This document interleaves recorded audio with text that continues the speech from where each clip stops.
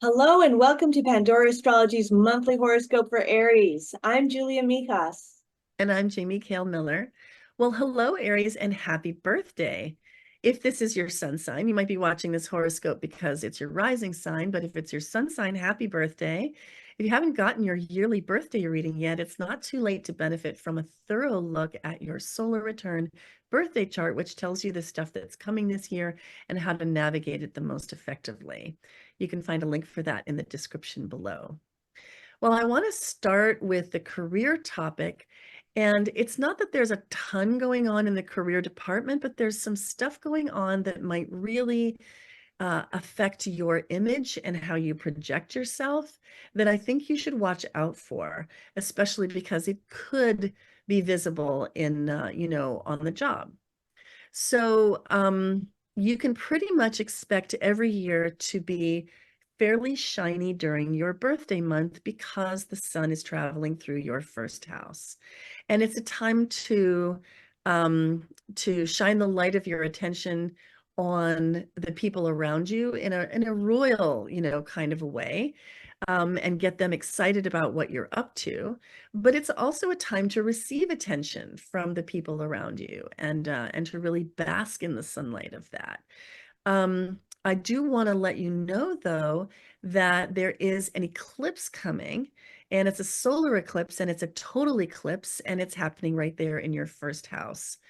It's happening on April 8th, and if you were born within a week and a half on like surrounding April 8th, then it's really important that you pay attention to this eclipse because we're calling it the Wounded Warrior evolving, and it will give you opportunities to evolve powerfully.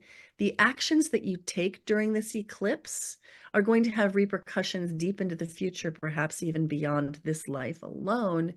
And you might find yourself feeling angry, even ragey, or as if you just never get what you want and you really, really want to get what you want. So handling yourself in a good way is going to be so, so important during that eclipse. The last thing I want to say is that Juno, which you might know from watching our horoscopes, is going to go direct. And that's going to happen on April 21st. And thank goodness for it, because she has been really challenging us in the relationship department for several months now. And when she goes direct in your sixth house, this is going to impact your relationships in the workplace. So your relationships with colleagues, with your boss, with anybody who works under you. Those can all start to get better now that the relationship retrospection period is coming to a close. Hey, Julia, what's up in other relationship news for the Aries people out there? Yeah, well, with relationships, things do look like they're going nicely for Aries this month.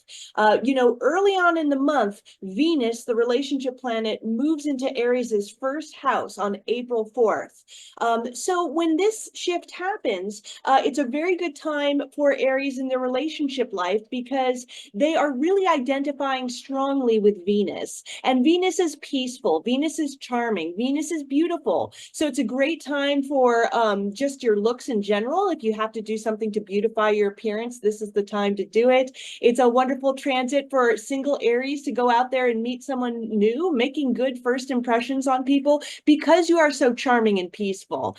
Later on in the month, Venus is going to move into the second house of money, but I'll get to that a little bit later.